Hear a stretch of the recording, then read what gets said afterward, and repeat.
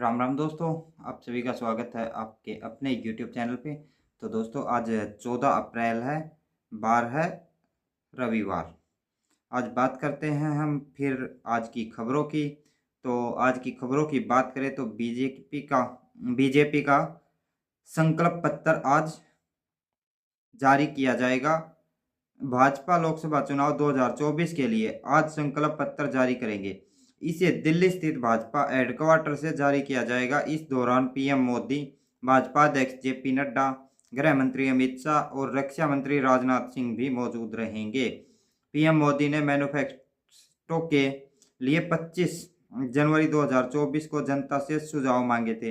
Party को 15 लाख से ज्यादा सुझाव मिले। पार्टी संकल्प पत्र में केवल उन्हीं वादों को शामिल करेगी जो पूरे किए जा सकें। लोकसभा चुनाव 2024 के अहम अपडेट है।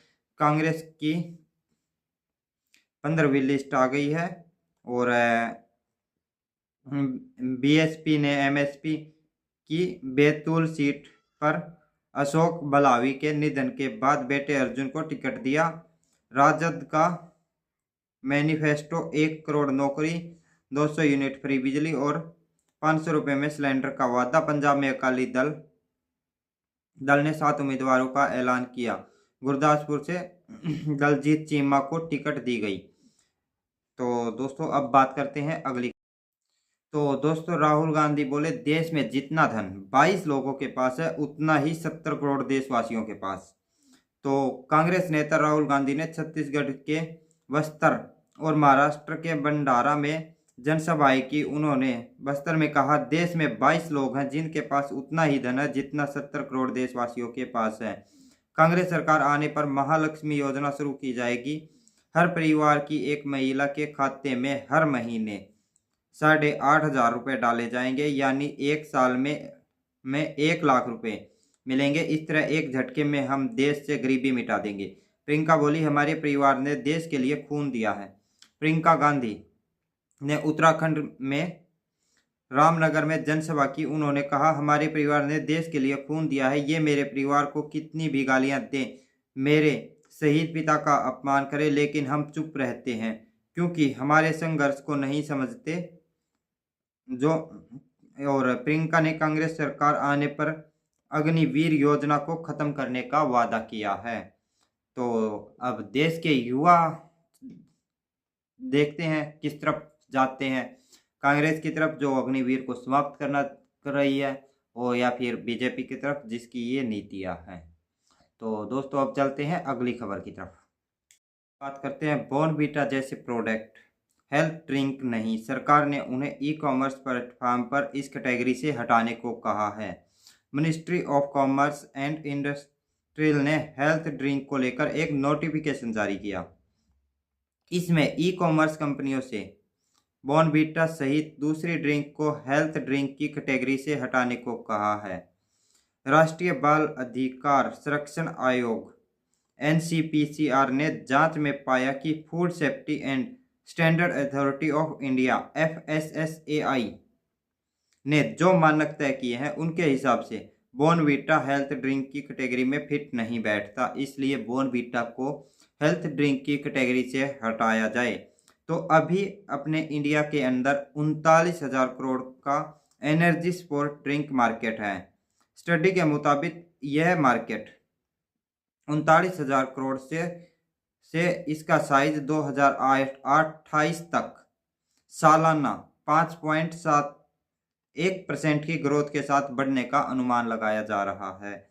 तो इसी के साथ साथ जो हेल्थ ड्रिंक बनाए जा रहे हैं वो इनकी कैटेगरी में फिट न बैठने की वजह से उनको इनकी हेल्थ ड्रिंक की कैटेगरी से हटाने का निर्णय लिया गया है। Ministry of commerce and industries health drink.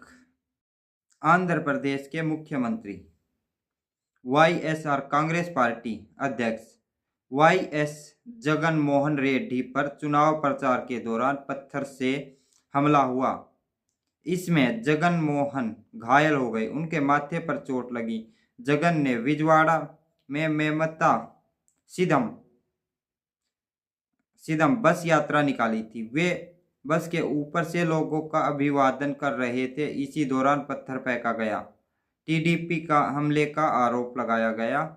YSRCP ने बताया कि सीएम को बस में फर्स्ट एड दिया गया। इसके बाद रेड्डी ने अपनी बस यात्रा फिर से शुरू की। पार्टी ने सीएम पर हमले को लेकर तेलुगु देशम पार्टी को जिम्मेदार ठहराया। वाईएसआरसीपी ने कहा कि टीडीपी के लोग सीएम रेड्डी की यात्रा की लोकप्रियता को सहन नहीं कर सके। राज्य की जनता 23 मई को इसका जवाब देगी। आंध्र प्रदेश में 23 मई को लोकसभा की 25 और विधानसभा की 175 सीटों के लिए वोट डाले जाएंगे। तो अब बात करते हैं इलेक्टोरल बॉन्ड की। इलेक्टोरल बॉन्ड खरीदने वाली दूसरी सबसे बड़ी कंपनी पर एफआईआर। सीबीआई ने रिश्वतखोरी में किया केस दर्ज। सेंट्रल ब्यूरो ऑफ हैदराबाद ने company mega engineering infrastructure limited के खिलाफ एफआईआर दर्ज की है। यह कंपनी इलेक्टोरल बॉन्ड खरीदने में दूसरे नंबर पर थी। कंपनी ने 966 करोड़ रुपए के बॉन्ड खरीदे थे। यह एफआईआर रिश्वत से जुड़े मामले की गई है। किस आधार पर? मेगा इंडस्ट्रीज इंजीनियरिंग ने छत्तीसगढ़ के जगदलपुर स्थित इंटीग्रेटेड स्टील प्लांट में काम किया था। आरोप है कि कंपनी ने 174 करोड़ रुपए के बिल पास करवाने के लिए प्लांट के अधिकारियों को 78 लाख रुपए की रिश्वत दी। एजेंसी ने 10 अगस्त 2023 को मामले की जांच शुरू की थी। कंपनी ने किन पार्टियों को चंदा दिया है, अब करते हैं इसकी बात। बीजेपी को सबसे ज्यादा चंदा दिया गया, 586 करोड़ रुपए डोनेट किए गए। साथ ही बीआरएस को 195 करोड़, डीएमके को 85 करोड़ और वीएसआरसीपी को 37 करोड़ रुपए का दान दिया गया। टीडीपी को 25 करोड़ रुपए मिले, जबकि कांग्रेस को 17 करोड़ रुपए का चंदा दिया गया। तो अब चलते हैं अगली खबर की तरफ। बात करते हैं आईपीएल की। राजस्थान रॉयल्स ने आईपीएल मुकाबले में पंजाब किंग्स को 3 विकेट से हराया। पहले बल्लेबाजी करते हुए पंजाब ने 20 ओवर में 8 विकेट पर 147 रन बनाए। राजस्थान ने 148 रन का टारगेट 19.5 ओवर में 7 विकेट के नुकसान पर। बात करते हैं हरियाणा की खबरों की। हरियाणा में सीएम नायब सैनी की सरकार का 1 महीना पूरा होने को है। इस 1 महीने में सीएम सैनी ने अपने मंत्रियों के साथ 2 बार कैबिनेट मीटिंग कर चुके हैं। उन्होंने विभागों का भी बंटवारा कर दिया। लेकिन हैरानी की बात यह है कि अभी तक मंत्रियों को स्टाफ नहीं मिला है। अभी सीएम सैनी का मंत्रिमंडल बिना स्टाफ के ही काम कर रहा है। ऐसे में मंत्रियों को काम करने में काफ़ी दिक्कत आ रही है। अभी सरकार में सिर्फ 3 मंत्री ऐसे हैं जिनके ऑफिस स्टाफ के लिए ऑर्डर हुए हैं। अन्य 10 मंत्री बिना स्टाफ के ही काम कर रहे हैं। सैनी सरकार में मुख्यमंत्री सहित 14 मंत्री शामिल हैं। 6 कैबिनेट मंत्री, 7 राज्य मंत्री, 1 स्वयं सीएम शामिल हैं। पूर्व सीएम मनोहर लाल खट्टर को हटाने के बाद हरियाणा में नई सरकार का मुखिया हरियाणा में जनता जननायक पार्टी और इंडियन नेशनल लोकदल पार्टी के एक होने की चर्चा के बीच डिप्टी सीएम दुष्यंत चौटाला ने चाचा अभय सिंह चौटाला पर सियासी हमला बोला है। उन्होंने चैलेंज देते हुए कहा कि अगर उनमें दम है तो वह सूबे की सभी 10 सीटों पर लोकसभा के अपने प्रत्याशी उतारे। साथ ही उन्होंने चाचा को नॉन सीरियस पॉलिटिशियन कहा। वहीं परिवार के एक होने की पहल पर दुष्यंत चौटाला ने कहा कि यह अजय सिंह चौटाला के लेवल पर नहीं हो सकता। इसके लिए परिवार के मुखिया ओपी चौटाला मतलब ओम प्रकाश चौटाला साहब हैं, उनके लेवल पर यह पहल हो सकती है। डिप्टी सीएम ने यह भी खुलासा किया कि आईएनडीएल और जेजेपी एक होने पर कभी भी चर्चा नहीं हुई है। तो ये थी आज दुष्यंत चौटाला और अभय चौटाला की पारिवारिक हलचल। एक तरफ दुष्यंत चौटाला आरोप लगा रहे हैं कि अभय चौटाला अपनी पार्टी को 10 के 10 कैंडिडेटों को खड़े करे और टिकट दे। तो दूसरी तरफ इंडियन नेशनल लोकदल पार्टी अपनी साख बचाने की कोशिश में है।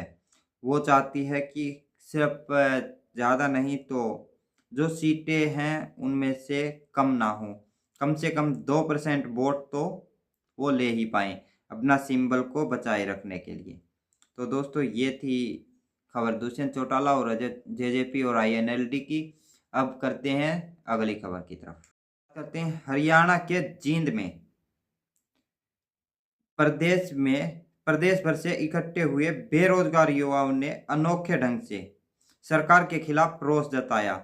उन्होंने बैंड बाजे के साथ बारात निकाली, इसमें रोष प्रकट हुए, नाचते गाते और अपनी बात भी रखी। अंत में शहर के भाजपा कार्यालय पहुंच नेताओं को अपने मांग पत्र और बारात में दूल्हा बने युवा ने अपना सेहरा सौंपा। इसमें सीटीटी की भर्ती को पूरा करवाने समेत सरकार द्वारा वादे के अनुसार 60,000 भर्तियां पूरी करने की मांग को लेकर प्रदेश भर के बेरोजगार युवा यहां पहुंचे। जाट धर्मशाला से शुरू हुई बारात शहर से होते हुए भाजपा जिला कार्यालय तक बैंड बाजे और रथ के साथ पहुंची और वहां पे जाके उन्होंने अपने वो मांग पत्र था वो भाजपा के नेताओं को सौंपा। इसके साथ साथ उनके मांग पत्र पर बात करी जाए तो पटवारी और ग्राम सेवक की जो भर्ती है 10 साल से लटकी हुई है उसको पूरी करवाने को लेके, और जो उन्होंने सरकार ने वादे किए थे नौकरी देने के, वो नौकरी पूरे वादे पूरे करवाने के लिए। तो ये थी खबर जींद से। तो दोस्तों आप लोगों को ले चलते हैं अब अगली खबर की तरफ। अब बात करते हैं इंटरनेशनल की। इजराइल भारत आ रहे इजरायली अरबपति के जहाज पर ईरानी सेना ने कब्जा कर लिया है। इस पर 17 भारतीय भी सवार थे।